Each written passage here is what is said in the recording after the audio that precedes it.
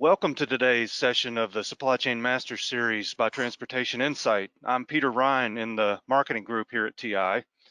In today's digital roundtable, we're going to be discussing how a business intelligence platform can change the way you see your supply chain data and transform that data into some meaningful intelligence that you can use to visualize performance trends, accelerate operational improvement, and increase the quality of service to your customers. Before I hand the keys over to our panel moderator, I'd like to mention one housekeeping item for you. If you have a question during today's session, and by all means, we do want your questions, please type it into the questions panel that you see in your webinar viewer there to the right. We'll respond to as many of those as possible during our broadcast. All right, well, let's just jump right in here. Our moderator today is Steve Vasilevsky. He's a Client Solutions Director here at Transportation Insight, located in the great state of Michigan. Steve specializes in partnering with companies to design and implement solutions built on improving their data visibility, reducing their cost, increasing operational efficiency, and providing a better end customer experience, so in order to drive positive change across those organizations. Welcome, Steve. Hey, thanks, Peter. Excited to bring our listeners the insight of our esteemed panel this afternoon. Hey, as Peter described, my name's Steve Vasilevsky. I've been in the supply chain industry for the past 10 years, focusing on supply chain design and helping business leaders develop strategies to achieve, profitability, company goals. And since being with TI, I've been continuing my focus on helping some of the most demanding businesses maximize cost savings, efficiencies through logistics and supply chain optimization. So first, I'd like to welcome one of my fellow Client Solutions Directors, Ty Walker, to the program. Ty has nearly a decade of experience around designing supply chain solutions, really just to solve unique shipper challenges. So since beginning his career, he's focused on systems operations and process improvements, really giving him a holistic understanding of the end-to-end supply chain. So Ty, thanks for being here. Yeah, thank you, Steve. I'm excited for the conversation and really talking about some of the latest trends in business intelligence. I think, this is a very important topic in the current state of the global supply chain. So really excited to be here today. For sure. Awesome. Great. And then next, I'd like to introduce Jim Nortz. So Jim's our Senior Director of Client Services team. Jim brings more than 2 decades of logistics and supply chain experience to our clients, and he also brings with him a wealth of knowledge around the importance of logistics technology that really not only streamlines transportation processes, but also fosters improved enterprise financial and operational performance. So Jim, thanks for being here. Steve, thank you guys. Really look forward to walking through the presentation with everyone and answering some questions around that. And to piggyback a little bit on what Ty said, this is such a key area going into the dynamic. We've seen changes right now in the last probably 6 to 8 months with the season we're in with COVID and going forward and how it's changed supply chains and buying practices. That visibility into your data is going to be key. So I really look forward to the questions. Yeah, absolutely. Great, thanks. And then rounding out our panel today is our supply chain reporting analyst, Jeremy Mitchell. Jeremy's our supply chain analytics team, and he's really been a key player in developing and enhancing transportation's very own BI tool, Insight Fusion. So welcome, Jeremy. Thanks, Steve. I actually started out working with a company that contracted with TI. When I came over, had the opportunity to work in account management for a while, which was a nice opportunity to get back in front of the customer, see commonalities between the different companies and clients, and develop that empathy working with them again. And moving back into supply chain now, it's been really exciting to develop these products and get them ready and roll them out. So looking forward to going over that today. Awesome. Excellent to have everyone here. Thanks for joining. Really look forward to today's discussion. So let's get started. So our first topic for today is really around the challenges we're seeing in the marketplace that is specific to business intelligence, right? So I'll go ahead and kick us off by discussing the obstacle of really collecting data to a single source, right? So the most common thing that I've been seeing while working with companies over the past 10 years is getting the right data, right? Or data in general is very difficult. So many companies are leaning heavily on Excel, right, or other spreadsheet tools, for collecting or tracking vital data. And honestly, while that's worked maybe in the past, The approach, honestly will ultimately leave companies open to data loss, errors, the inability to easily cleanse and action on their data. So really, by not having a single source of truth, by housing data across multiple machines or within different parts of the organization, there's really no good way to make quick and efficient decisions, right? So, and honestly, this isn't just an issue we're seeing in transportation or supply chain. It's honestly a common issue across all industries. Everyone's got data, right? But data, not everyone has data that's structured in a meaningful way to drive, intelligent business decisions. Beside the underlying data issues that we're seeing, one of the other things that we're seeing is always facing supply chain disruptions, right? And unforeseen circumstances that can hinder our processes. So Ty, I'll pass it over to you to kind of take the lead on that one. Yeah, absolutely. And kind of the second, which you had mentioned on the data collection piece. I mean, obviously, as companies have evolved in the supply chain and transportation space over the last few decades, technology has been a big piece of that. So, I've seen a lot of companies with many disparate systems. So you're absolutely right on the capturing of data as being key. And really, that's the foundation of business intelligence and having usable, actionable insights to make key decisions, whether that be in the supply chain or holistically across your business, for everything from purchasing to customer experience. So yeah, I think it's a really good topic and foundation for some of the issues that a lot of companies face today that we deal with on a day-to-day basis. Yeah. And to your point on supply chain disruptions, one of the things that's really important to talk about in today's market, specific with what we've seen as the impact of COVID, is companies are starting to lose some of the line of sight into the impact of a disruption like the COVID, right? COVID is obviously very pertinent and top of mind for many people today. But there's a number of other disruptions that occur within the supply chain, whether it be natural disasters, or labor strikes, or carrier capacity issues, anything that could make disruptions to your inbound, outbound transportation, purchasing, supply chain operations. And what I've seen a lot of is, clients that we work with and talk to day to day, they really start to lose the understanding of how are these disruptions impacting my supply chain, whether that be operationally or financially. And having a key BI tool is an answer to really understanding some of that. For example, what we've seen a lot of is manufacturers have shifted their business model into being more of a retailer in some cases because of COVID, right? People are ordering a lot more online. E-commerce is continuing to grow exponentially. And so you've seen manufacturers to some extent be forced to start drop shipping or shipping direct to consumers. And that impact is something they're not typically used to, right? Moving more from maybe a heavy freight model to a outbound parcel model, and understanding, is that profitable for them? Are they losing money in certain areas and certain regions where they're shipping to? So having the BI tool, really helps understand what that bottom line impact is to different organizations. I think in general, there's a lot of lack of visibility into the overall supply chain as things have changed. And I think Jim wanted to talk a little bit about that. Yeah. Thank you, Ty. That's a nice segue into, one of the things it's always been near and dear to my heart throughout my career is that you need the ability to look into your supply chain and really track your performance. I mean, that's pretty much known throughout the industry, nothing really earth-shattering there.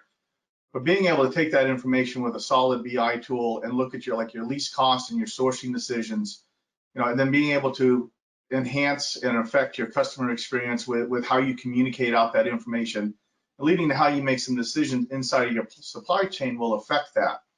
Whether you're in a centralized or decentralized supply chain, with some of the dynamic changes we've seen over the last year, you've seen people having to spread and move stuff out to try to make delivery windows, with the Amazon effect having to push people for tighter delivery times. So you really need to be able to look at your data, look at your network, and determine your service versus cost, the visibility to that, and how do you communicate that to your key customers and your key end users. And that also allows a company and a supply chain to make support decisions around prioritization and capacity allocation. Steve? That's a great point, Jim. Honestly, that's good. And you know, now that we've kind of discussed the challenges that we've been seeing, let's dig in a little bit deeper into what companies really should expect from a business intelligence solution, right? So, Jim, you know, why don't you take us through your view on this, right? So, what key aspects should we be considering, you know, with the BI tool? With the BI tool, there's always some key fundamentals to it, which is pretty standard across BI tools. But what you're really looking for is actionable intelligence. Yeah. Meaning, if I look at the BI tool, you know, the old saying, can I understand it within 3 seconds of what I'm looking at? So it's the visual presentation, but it's the next layer to that is, okay, now that I'm seeing it, can I get into it and understand what's going on in my network and make decisions based off what the data is telling me? A couple different ways to approach that, or key items for that. One is having a total transparency in your data. With our BI tool, the data is available for our customers, our clients. You can do independent validation. You can pull out and validate and double check. Never hurts to do that when you're making big network decisions. Visibility and drill down capability. So like I always say, hey, that's a nice graph. It looks pretty, but what does it look like behind the scenes? And can I drill through down into and see the impacts and the effects of the different selection, particularly in mode and timing and on-time delivery for what's being driven on that.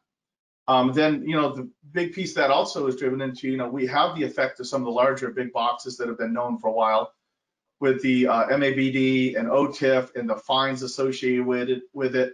And it seems like just about every big retailer now does have some sort of vendor compliance program.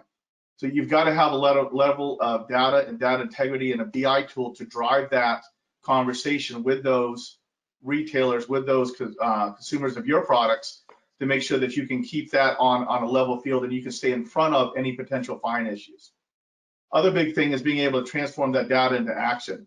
So, you know, can your BI platform, can it summarize, can it pull in the opportunities, and can it highlight, hey, here are different opportunities that are affecting what you can and can't do in your network based on service, customer, and location type.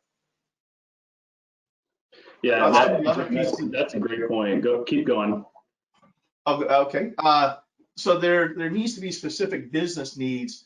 So when you look to set up like a platform or your BI tool, you've got to sit down and look at what are the different pieces from an organizational, from a holistic standpoint. One of the challenges I've seen in past lives is that you'll have data pulled in by different teams, and they're not looking at all the same data, or they're leaving out different segments, which then impacts what am I really looking at, what then adds a level of confusion, frustration, and usually beyond that acceptable friction, where you really have to try to make some decisions without getting caught into one paradigm or the other. Yeah, and to add to that, those are great points. And, you know, from an expectation on the shipper side, one of the things to call out that I've really noticed over the years is many companies will have some sort of business intelligence platform that they use internally, more so on maybe the finance or the purchasing side. It's becoming more relevant, but not as prominent on the supply chain and transportation side. So one of the things that, you know, is important to realize and what you should look for in a BI is how does it meet the overall needs of your entire business and organization as an enterprise, but specifically making sure that supply chain leaders and transportation operational leaders have a say in how that BI platform is configured and implemented, so that there is a complete holistic view to all of your transportation and supply chain data that will flow into a BI tool to give you the complete transparency and visibility and actionable insights that Jim mentioned. Yeah, that's a great point. You've got to have that one version across your organization. Yeah, and to piggyback off that, I mean, I think also it needs to be comprehensive and current, right? So tie along the lines that you mentioned about the BI tool's ability to meet the business needs, right? It also needs to be comprehensive and current in order to make the best decisions, right? So considering kind of what I spoke about earlier, you know, having a comprehensive BI solution is really dependent on the quality, the quantity, and the depth of your data, right? So however, you know, the BI platform, it should still be flexible enough, right, to bring all of that data together, you know, to display important metrics and insights, you know, that are key performance drivers, you know, for your business. I think the tool must be flexible, right? The flexibility to be current, right? The meaning, the data sources must be refreshed, maintained, so that BI solution can provide, key insights on a regular cadence to never lose visibility on how the company is doing. In my mind, that's extremely important, right? To ensure that the hard work of collecting all that data, doesn't become stale or out of date. Right? And then also the flexibility, right? To be able to change the key metrics that are being exposed, from your data is pretty important. The insights that you've learned from that data to really kind of be forever evolving. Creating new insights, new visibility into what really used to be blind spots for that organization. Yeah, 100%. Finally, yeah. Sorry, go ahead. No, I was just gonna say it's funny listening to all of these because those are all absolutely things that we have to do and we have to deliver on. But the first thing we do and then the last thing we do is it user friendly? Is it intuitive? Can I sit down? Can I use it? Because we can put the best tool out there, and if you sit down to use it and it becomes confusing or it's clunky or it takes too long, it doesn't matter. They don't use it. So coming from other platforms, which several of us on here have, even other platforms that TI has had previously, and issues from, is it fast enough? Can I actually get to those details you guys spoke to? But does it just make sense? And so from when we start, and then the very last thing we check is, does this make sense to the person who sits down to use it? So that they actually will, so that they actually get that benefit. And then they keep using it, because that's the whole goal, right? Yeah, 100%. That's a great point. Just a question for you guys, and I think this kind of sparked a light bulb for me, kind of hearing you guys explain some of that stuff. But have you guys seen issues in your careers with BI tools or reporting platforms being overly user friendly or customizable to some extent? We talk a lot about being intuitive and meeting specific business requirements. I think there's a fine line there to be cautious of as you look at a BI tool. To not have it be over customizable, right? Is it doing too much, or is it meeting the needs of what the expected user is looking for? Have you guys had any cases like that in your careers? I once made a living simply showing people how to use a BI tool, which if you're paying someone to do that, it's not intuitive, right? And going back to Steve's point, is it current? When you get overly customized, and this customer has their dashboard that's overly customized, when you're looking to make it current, when you're looking to attack the latest change the carrier made, and you're having to go through it and make changes to all these different customizations, it slows you down.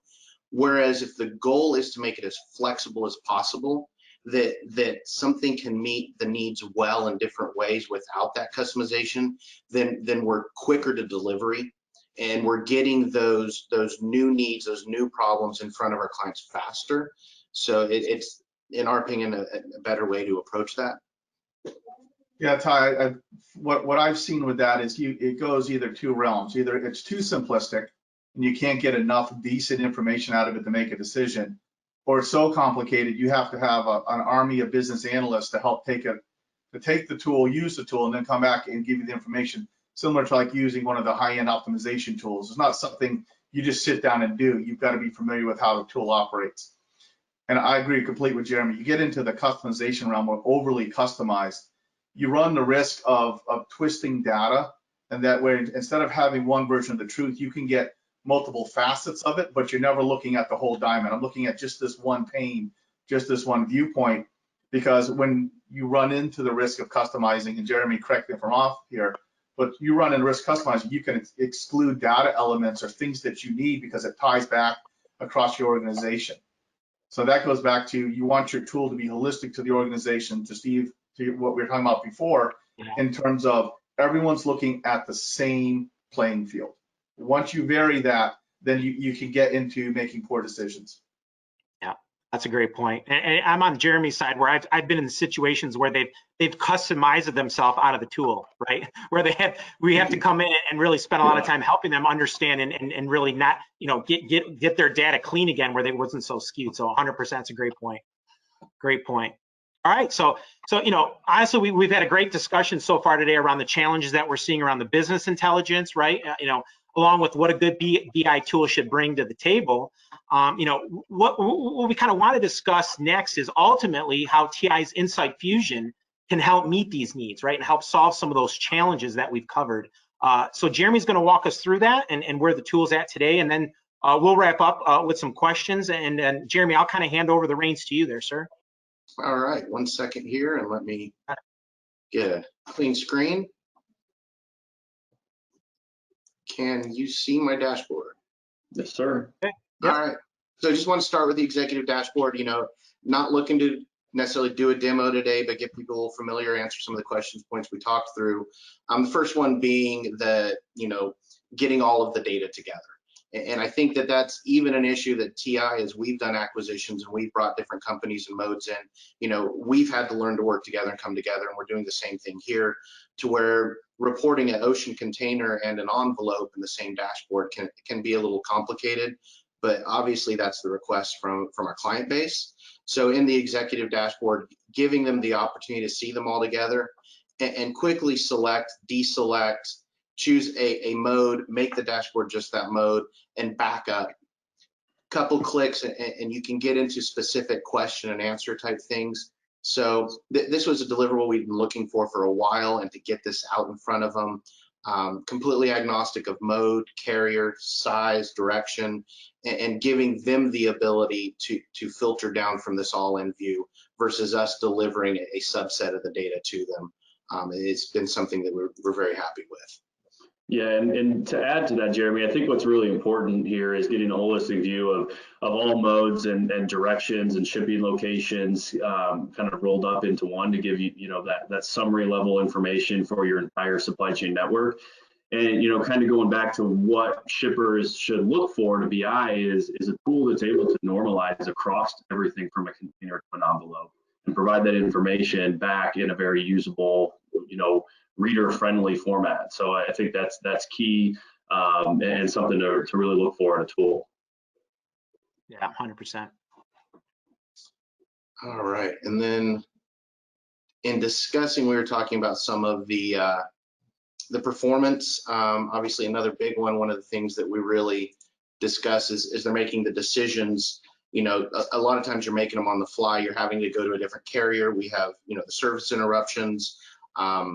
We have natural disaster issues, and sometimes we've got the buddy carrier that they like to go to, and seeing what that financial impact is. This least cost dashboards, directionally specific, and giving an opportunity to say, we had to make this decision. What did it cost us? Or we have a preferred carrier with this customer, and we have to. It's business, but when we get into the negotiations, we want to quantify that tens or twenties, thousands of dollars that it's cost us to use their carrier, and just quantifying those decisions that are either being made on the fly or being dictated to them, and know exactly what the impact is, whether it's a little not so expensive decision that's multiplied out a whole bunch of times, or a couple of them that had a major financial impact, and what needs to be done differently moving forward. Yeah, that's a key call out, Jeremy, particularly in the decentralized supply chain, where your transportation modes are managed or controlled by various regions or by various DCs or plants. This gives the management team a very holistic view of where am I upside down and why am I upside down. Allows you, might be a legitimate reason, but allows you very quickly to drill into that, to have that conversation with the leader of that facility to find out why that is happening. We're actually seeing that a lot with acquisitions. So it gets rolled out or up to the parent company, and out of the 5 divisions, 3 of them are on board, and things are good, but you've got those 2 that are outliers, and we can actually segment them out, and they can look at them separately. They can look at their company holistically, but in a situation where they aren't necessarily on board, it gives the people trying to do the persuasion the tools to say, here's exactly what happens when you make that decision. Here's exactly what happens when you don't follow a routing guide. So being able to look at the whole company and then look down to business units and divisions of that company, it has actually been a real benefit. We've seen that repeatedly from current clients to prospects. Yeah, I was going to share a very similar story. Recently, we had a new client that came on board that was making a lot of independent transportation decisions at the branch or DC level. And across their network, we were able to identify kind of holistically through this tool where they were leaving money on the table and where compliance wasn't being met. And we're able to pass down some more guidelines and SOPs throughout the organization from the corporate level to really enhance the savings opportunities and the efficiency gains by the data that was presented from this tool itself here. So there's real life examples where this information being readily available on a day-to-day basis allows for quick and nimble moves within your network to optimize where you're at today. So the seasonal calendar started out as a fun one, and we're just touching on some here relating to some of the points that we discussed earlier. We developed this back when peak was only, the end of the year, and several of you probably heard me tell the story. And the carrier comes to you and says, pull out your magic 8-ball, tell me what you're going to ship on Tuesday the 24th. And it became such a project for our clients. I got last year, I looked the year before, how am I trending versus that, and then at a daily level, shipments and weights. And we set out to make a tool so they could quickly answer that question. You can see the extended trend lines, the ability to pick particular facilities, calendars that in the hover will show you spend and count and weight, but then the export will give it daily over any time period you want to select. And so we had this end goal. It then it winds up taking on all these other things because there's different seasonality, there's different planning needs, there's different staffing needs, and it's really manifest into something different. One of my funnest was changing the time period to be weight. There's a huge spike in summer, and asking what's going on. Well, they ship with ice packs in summer where they don't any other time of the year, so it became a tool to help them regulate how many ice packs they need to go out in those shipments. So we've really enjoyed a lot of what these dashboards have become outside of what we necessarily even thought they were going to be, particularly with a lot of the planning that goes on.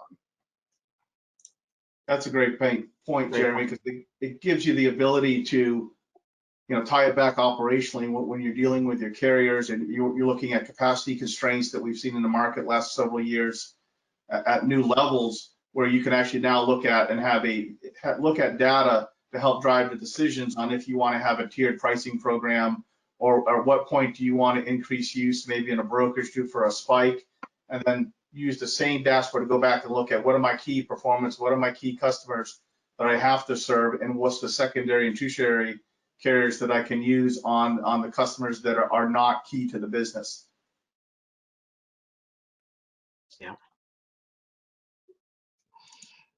Another one that really always hits really well with particularly procurement and trying to measure carrier performance and gathering that information. So, we'll see difficulties with truckload and how they gather. Did they pick up, or did they deliver? When did they do so? And TI providing that tool up front, having that interface where a truckload carrier that doesn't necessarily have the same technology can use our interface and get that information to us. And then down the road, as customers are seeking compliance, did they even manifest it? So they know they have the ability. Did they do it? And once they've done it, how often are they on time? So giving customers the ability to take a look at how their clients are being serviced and how their carriers are taking care of them and taking care of their customers. This has been really well received by a lot of departments, expanding out from the transportation roles. Yeah, and you bring up a really good point, Jeremy, on kind of the customer service and consumer experience piece. I mentioned earlier, talking about supply chain disruptions, and we're all very well aware in the industry of the continued boom of e-commerce. And one of the biggest things for e-commerce, specifically in the retail space, is what that customer experience looks like. Am I getting the product I ordered correctly? Am I getting it on time? Do I have free shipping? Am I getting guaranteed 2-day or 3-day, right? Those are the types of things that consumers look for today. And this type of information gives you, the real down and dirty information needed to work with your carrier partners to ensure that you're providing the right consumer experience to ultimately increase your own revenue. So I think there's a lot of importance into this level of information. Yeah. Yeah, I agree 100%, Ty. So, some of the conversations I'm having is they don't even have visibility into that, right? So this gives them the opportunity to do a screenshot of what's going on there. So I piggybacking off that, 100% agree. Yeah. The target is a quarterly rollout. Honestly, I think there will be things that will roll out some faster than that, and there will be official releases. But this is going to be living, breathing. We're going to be monitoring what people are using, and if we have something out there that's not as useful as we think it could be, we're going to want to find out why. So, we're continuously connecting with Jim Nortz's team, getting feedback from client services, and just is going to be an ongoing tool. So, we definitely welcome feedback from anybody internally and externally, as we can develop new things like that, and just really give them that intelligence and insight that's needed out there. Yeah, I think that's a good point. I'm glad we went there in this discussion, because as things come up in the industry, things change, right? The carriers change things, or specific things in the supply chain happen, that the tool is flexible enough where we can roll out dashboards to the customer base that meet some of those demands. And if clients have specific requests that we feel might make sense to roll out across all of the client base, that's certainly something that can absolutely roll into development and be available. So I think that's a great point, Jeremy, that this isn't a static tool by any means, is it? No, that's actually one of the big things we're developing. I mean, right now it's a hot topics dashboard, but as there is a change, so we've had some class changes, we've had some dimensional changes in parcel. It's one thing to say, hey, this is the change, but for the customer, it's how does this change impact me? So, if you're engaged with our engineering department and they're running those analyses for you on a regular basis, then that's great. But, we've got a lot of clients that need access to that same information. So what we'll be able to do is quickly get those out there, and you can look at how that change affects your actual shipment. So as we see these dim impact changes or these delivery surcharge changes, the goal is to be days to delivery, so that all of our client base can see the impact with their own data. Yeah, that's a great point. Jeremy, do we go over the customer summary dashboard? I think that's pretty powerful in terms of looking at the cost to serve there. I think we did briefly. Okay. And that's one of the things that I did speak to, but didn't really show in the dashboard is, a lot of times there are these little small financial decisions that we do a lot, and sometimes there are big financial decisions that we do just a few times. So that's why we're reflecting both, the percent of the shipments that were compliant to using that least cost carrier, but also measuring what that financial impact was, because we can see it both ways, and we want to tell both stories, because there are clients that are good at some and not necessarily the other piece of it. So we've got that in front of them. That's great. That's great. No, that's good stuff. And really to summarize everything, Fusion's, it's been built on 20 years of expertise, right? That TI has gleaned, from our experts, from our customers, prospects, and really what we've seen in the market. And we kind of touched on this with Ty and Jeremy. The most important thing with Fusion is that it continues to evolve over time, right? So as our customers and the market evolves, so does the tool. So Peter, I'm gonna pass it back over to you. I think there may be some questions that maybe have been coming in as we've been talking. So I'll give the controls back to you, sir. All right, Steve, thank you. Yes, we have had some questions come in, and please don't hesitate to enter your questions into that questions panel you see on your screen there. The first question I think might be for Mr. Jeremy here. So this user wants to know, how does our data get into your system, and how much manpower does it take me to get it up and running in Insight Fusion? That is a question I've heard before. People see it, particularly a prospect, they love what it can do, and then their next thought is, oh man, how much work is this going to be?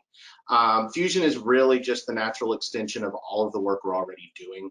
So, if we're handling your parcel for you, we're reaching out to the billing centers, receiving EDIs. Same thing on other modes. We've got EDI feeds, paper invoices coming in. We're processing them for payment. We're auditing them. We've got claims that are being filed. We're tracking, and so we take all of this work that we're already doing to perform the services that we do, and then we push it into Fusion. So it really, in the course of doing what they do every day, this is just an added benefit. There's no setup or maintenance on the client at all. Yeah, that's a great answer, and I'll actually take that one step further, if I may. You know, to Jeremy's point, the data is flowing through from a lot of the services and solutions that are already in place today. So this becomes an extension. So as long as the data feeds are there, we recently had a client that within a couple of weeks were able to get full access to all of their reporting and information within Fusion. So without really lifting much of a finger from the client side, right? I mean, we'll take on a lot of the heavy lifting to ensure that the data feeds are established appropriately. So that's a great question. And to Jeremy's point, the answer is it's pretty straightforward from our side, and not really a lot of manpower involved. Right. Yeah, from the client services side, but what we like about the tool is that we use the same tool and we come and meet with our clients on our regular scheduled visits. So it's not like you have a provider that has some sort of like top secret database that they roll out fancy reporting to you through. You're actually sitting down, it's the same reporting you see every day. It's just a deeper dive and more into a strategic discussion than about, hey, is that data, where did that data come from? What is it telling us?